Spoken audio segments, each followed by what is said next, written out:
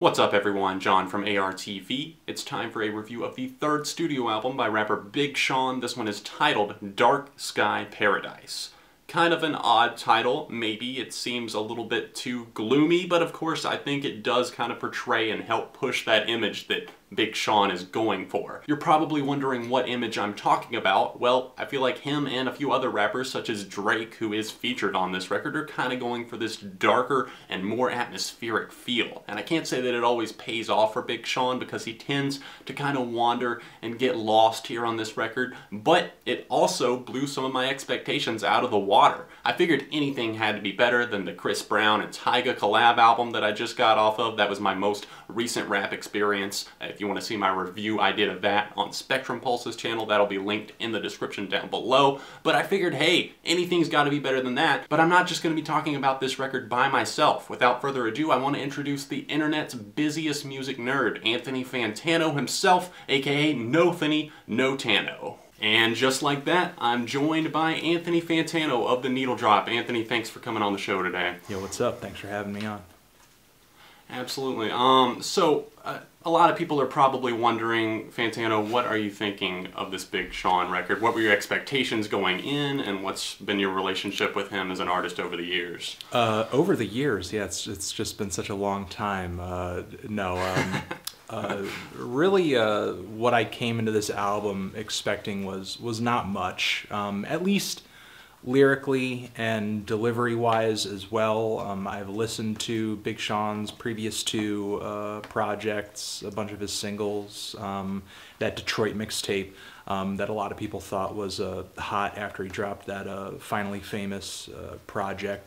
And yeah, I mean, I haven't reviewed any of it because I don't really care for any of it. When he first broke, I felt in a way, with the way that he was rapping and sort of the way he was incorporating singing into the record as well. He was kind of like a way for good music to kind of compete for that growing Drake demographic. And now that I think, you know, Young Money and Drake and Kanye and, you know, there's no beef there, everybody's cool now, he doesn't really serve like a purpose anymore. And I feel like that was kind of confirmed on his next album, I mean, which I think has some of his worst songs ever, like 10 to 10. And not only that, but for the most popular song on the album to be popular just because of another rapper's verse, I think was kind of embarrassing, you know? I mean, there's a lot of pop rappers. You're referring to the Hall of Fame project from 2013? Yeah, I'm referring to that project, and specifically the Control track, the Control Kendrick Lamar verse. Right. So, you know, Finally Famous, it was accessible. But then with Hall of Fame, some tracks just felt so ridiculous and so over the top, again, like 10 to 10, where it was just like, I felt like in a way Big Sean inadvertently was making kind of like a fool of himself. I just didn't enjoy anything about the project to the point where I just decided to just not even bother reviewing it. I had a whole review written out and I just decided to really just skip over that project entirely, even though I had given the Control track an okay review and I complimented Kendrick's verse on that song. Right. The whole album that it comes off of really was throwaway for me, pretty much the entire thing. So going into this new project, I didn't really expect much.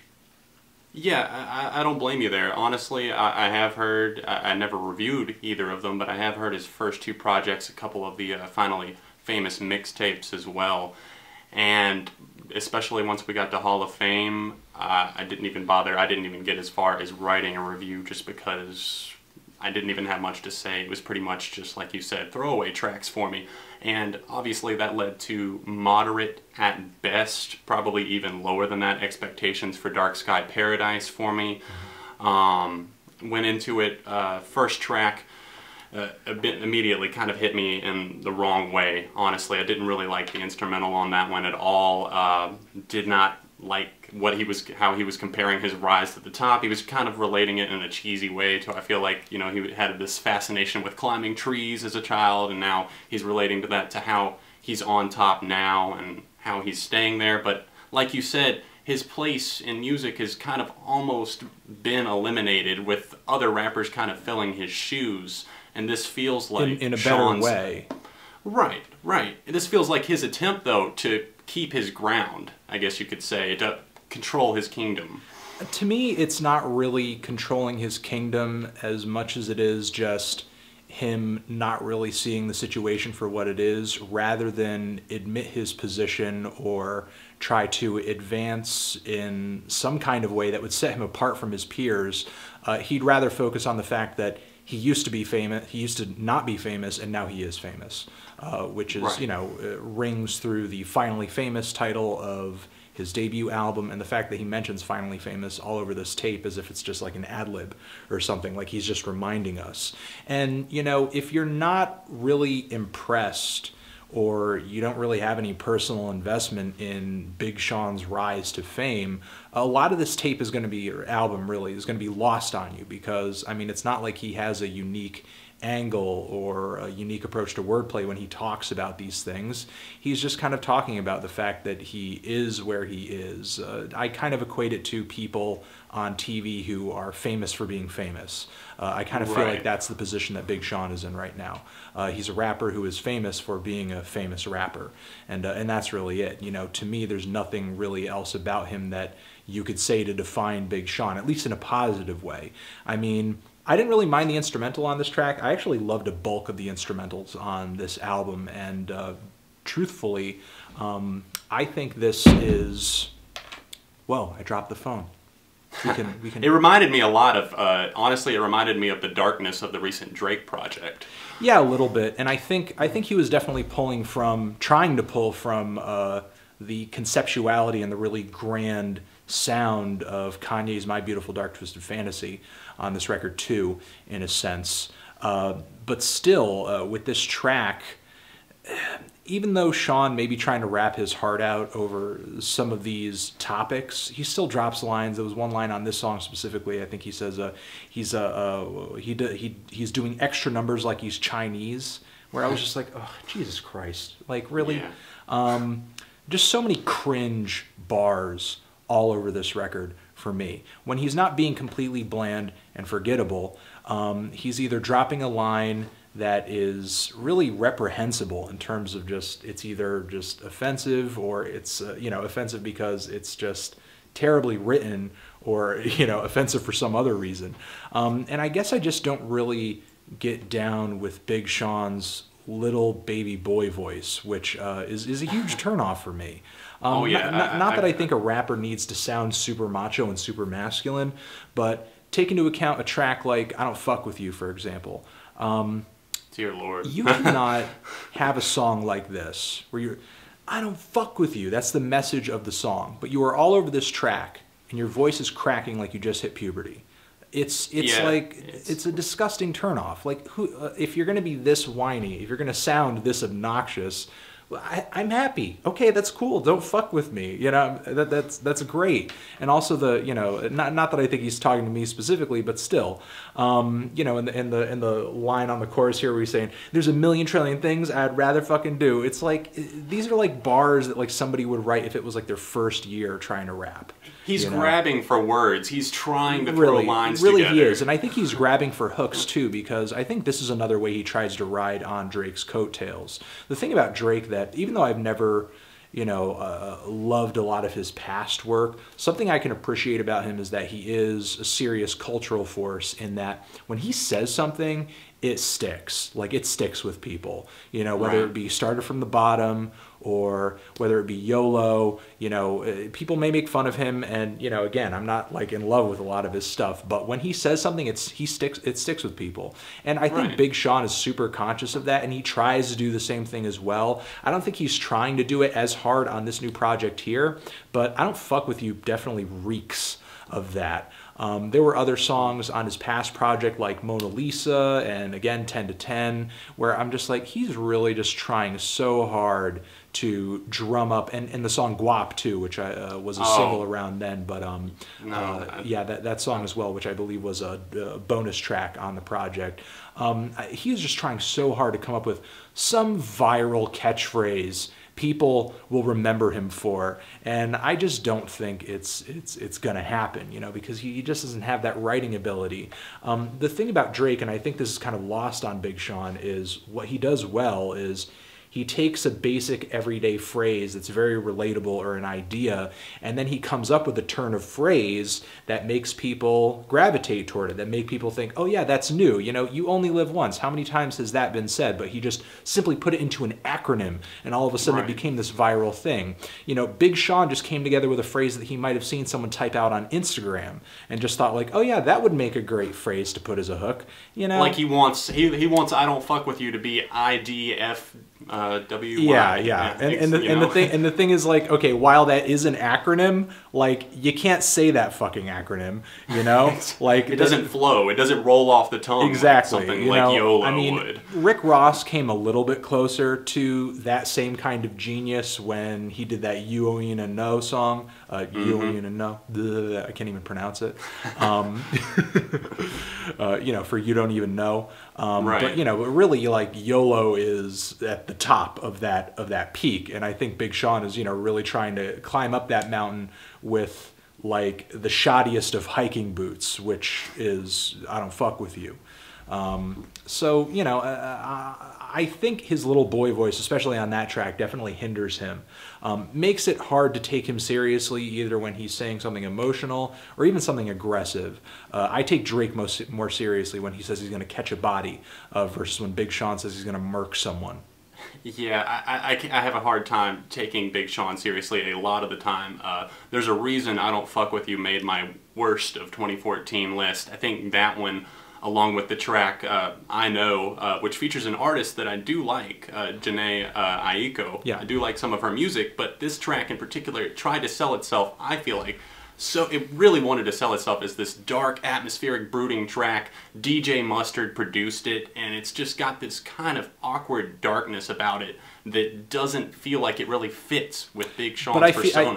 I feel like it just doesn't fit because Big Sean's on the track. You know, I feel like if this album was completely stripped of Big Sean's vocals, it would be a pretty decent LP, honestly. Like, again, I think this album is immaculately produced. I think the beats a lot of the time are gorgeous, and I think if it wasn't for these beats, like, nobody would be listening to this record. I love the instrumental on the song Deep. The subterranean bass on this track is so fantastic. I love the instrumental on Paradise Extended, which is so hard-hitting, and the menacing horns, synth horns on this track really kind of add a bittersweet tone to what Sean is rapping about, which according to him is paradise. And his really fast flow on this track is one of the few points on this record where he actually, like, piques my interest and kind of, you know, sounds exciting. Right. I get invested in him a whole lot more whenever he does pick up the pace. Paradise is one of those tracks that I felt like I did enjoy a lot more. I was very surprised that I enjoyed it because my relationship with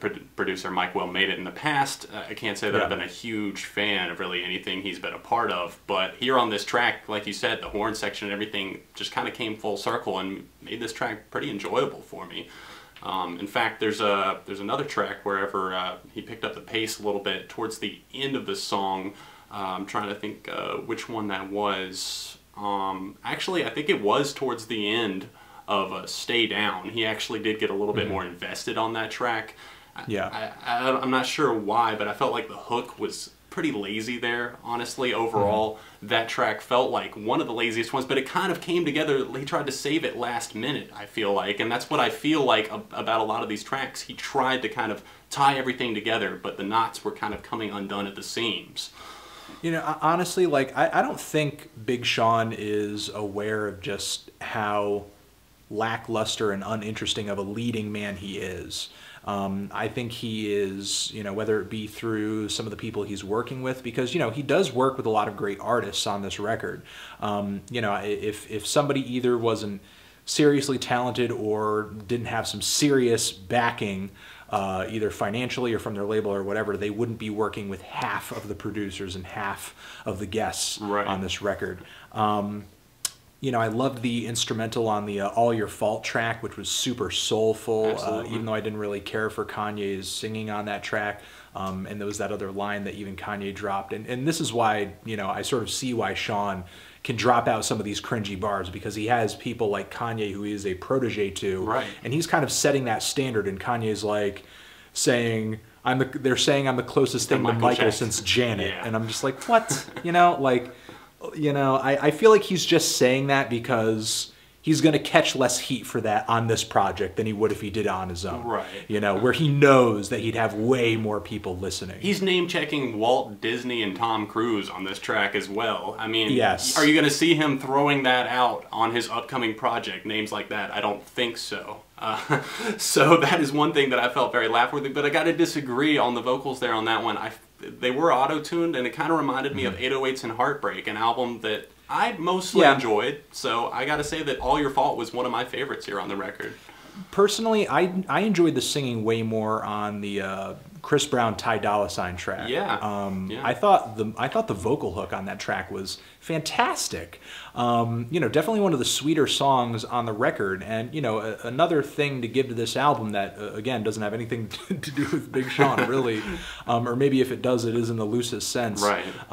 You know, I think musically, the album flows incredibly well. I think once Paradise Extended comes in, the tone of all of these tracks really changes. You're either getting darker tracks or songs that are at least trying to be a little bit more personal or emotional or maybe a little more romantic or heartbroken or, you know, sort of lovesick, romance-oriented. It flows like an album to me, minus a couple of, you know, missteps. Like, I feel like I Don't Fuck With You is kind of out of left field, but like you said, once it hits its stride, it does feel... But with that track, there's an interesting little segue that actually brings you into that song that, you know, even though DJ Mustard does have a distinct style that stands out, you know, among all these producers, you know, at least there was a little bit of a you know, a segue there to kind of bring us into that instrumental that, you know, kind of glided us into there. You know, it felt like a cohesive work. It didn't just throw us into the fire. I thought it was just going to be like the single version and we're just going to go straight into I Don't Fuck With You and this kind of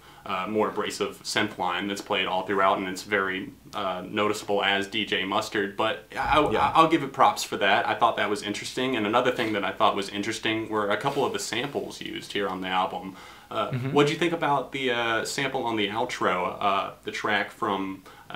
I believe I'm saying this right, Darren Do, Didn't I, is the name of the track. I'd heard it in Breaking Bad before, and I thought it was really interesting that they threw that on the outro. I didn't look into that song specifically after I heard this sample, but this was another gorgeous moment on the album. Absolutely. In my opinion, and it left the LP off on a really high note. And another thing that I have to give to this album is that I like the fact that it's concise.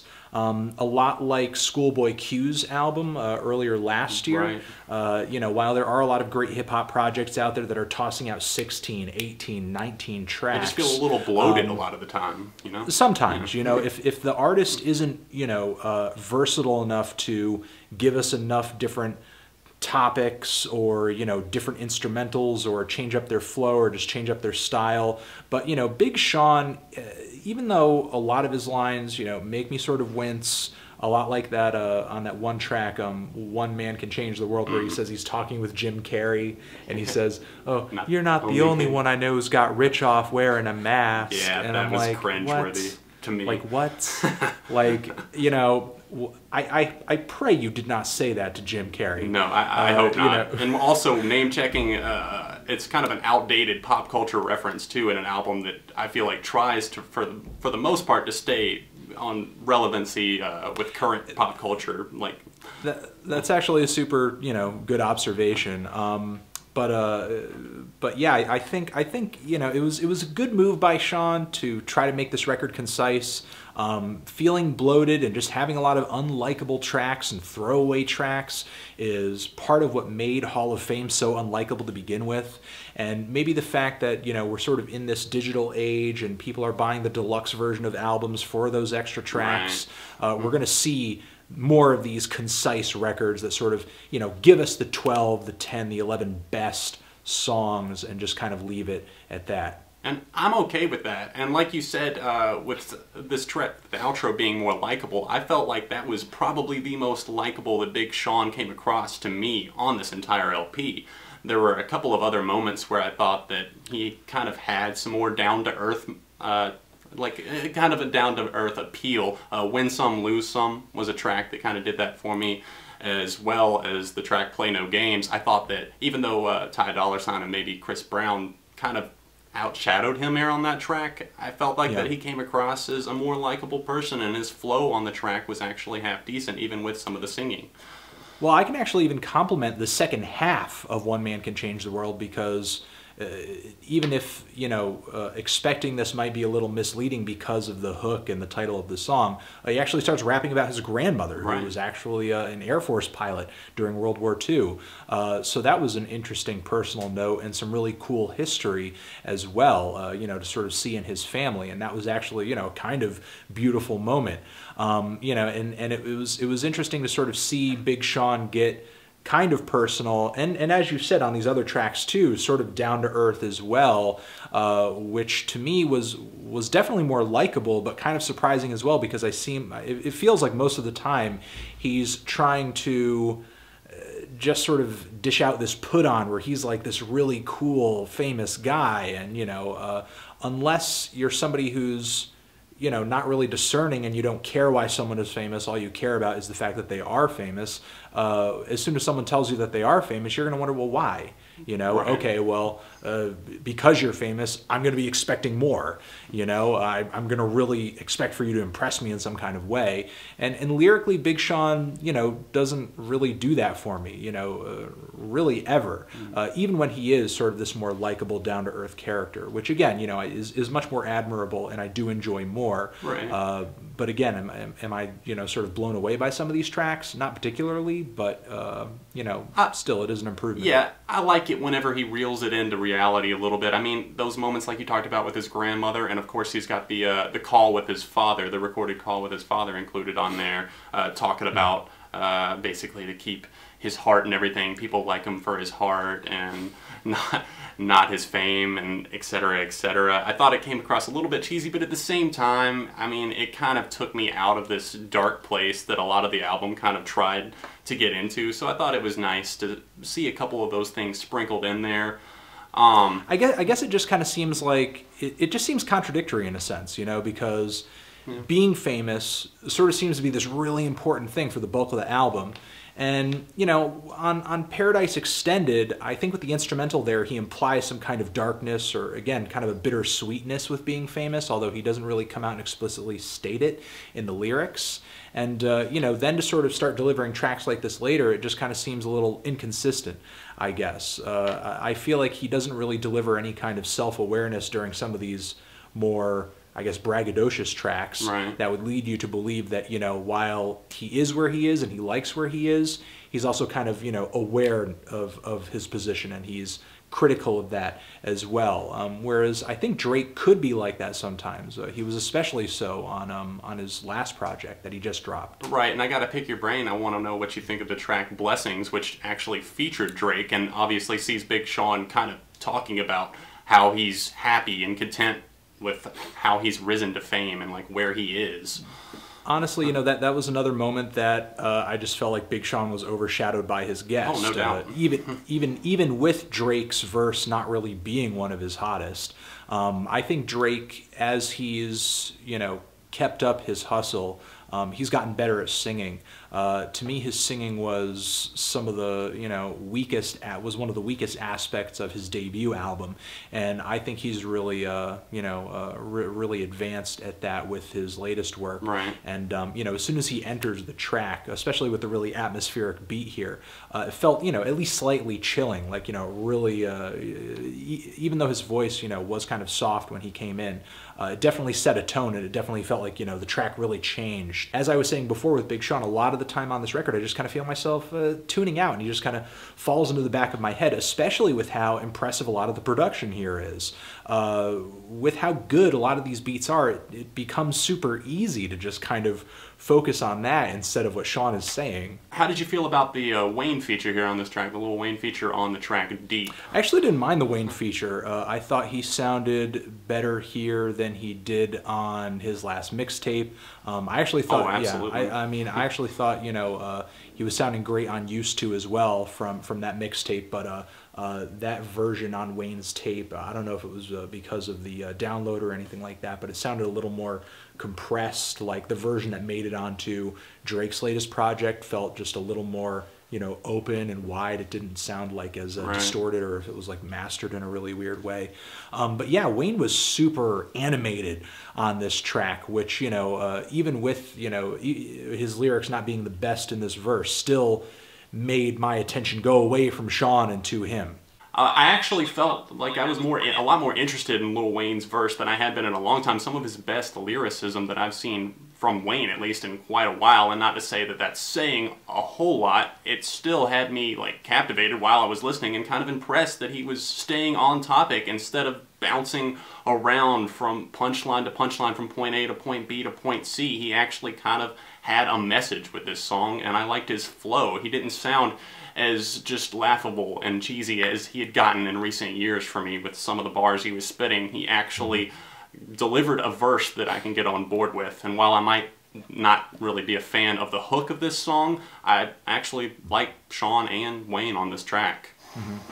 Yeah, it was definitely a standout, but I mean, for me overall, this project, it's not terrible. It's not like impossible to sit through in the same way that Hall of Fame was. In a lot of ways, this album, Dark Sky Paradise, has a lot of great characteristics to it, but the person whose name is on it is like the least interesting thing about it a lot of the time. Right. You know, not all the time, but most of the time. You know, enough for it to be kind of, you know, concerning. Right, right. I can agree with that to an extent, but I found a lot of these tracks, while not my favorite thing, I feel like they're passable, they're enjoyable enough, they get the job done. I found myself maybe 5 or 6 listens into this thing really starting to come around on some of the tracks. Like you said, and like you noted, I really like some of the instrumentals on this thing. I like the groove and the atmosphere that I kind of sunk into, especially with repeated listens. Mm-hmm. Some of the tracks don't do it for me, but overall, I don't hate Big Sean as an artist. He is forgettable a lot of the time, and that's the problem that I've had with his projects in the past, but he had enough features to kind of make this thing average enough. I'm not saying that this thing's going to have a shelf life to it, but as far as a rating goes for me, I'm thinking 3 out of 5. What are you thinking, Anthony? You know, I'm feeling less than you. I mean, maybe even, you know, sort of if I could do a 2.5 or something like that, or maybe Sure. just a 2, you know, really Sure. I'm just kind of indifferent toward it. And I think you kind of sum up how I feel about Big Sean right there, you know, with memorability. To me, there's not really much of anything that's memorable about Big Sean, except when he does something that is, you know, like offensively bad, Right. you know, such as 10 to 10, for example. I guess, and for me, memorability really is a greater sin than just being flat out terrible. You know, because there's so many things that you could be other than being unmemorable. But you know, true. but instead, you know, Big Sean sort of settles for unmemorability a lot of the time.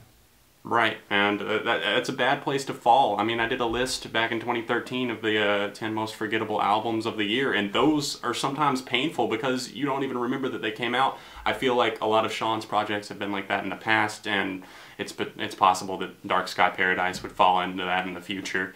Anthony, thanks for coming on and discussing with me today. Make sure you check him out. His channel is linked in the description down below. And if you'd like to see his original review of this album, well, I can include a link to that as well. Anthony, thanks for coming by today. Yo, if you're coming over from my channel, yo, subscribe to this channel, bitch. Well, everyone, I hope you enjoyed my collaboration with The Needle Drop. You heard the man. Subscribe away. I appreciate it if you do give us a like on this video and let both of us know your thoughts on Dark Sky Paradise by Big Sean in the comments section down below. Neither of us may have loved it that much. I think I liked it more than he did, obviously. But I know some people out there are loving it, so let me know why you loved it in the comments section down below if you did. Of course, click around. The links are on the screen to take you to my various channels and, of course, Anthony's channel. And if you have any other albums you'd like to see me tackle, let me know those in the comments section. Thanks so much for watching and liking, and I will see you very soon right here on ARTV.